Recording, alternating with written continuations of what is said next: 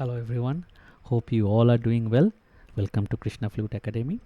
Today's we are going to entering the challenge week 4, challenge 4. Today we'll do a little bit different. This week I am providing you the notations which I will about to play, and it will be on 3/4 rhythm, and I will play the metronome. But your job is you need to play the compositions, the notations which I will provide over here with the metronome and submit me. Okay, let's see.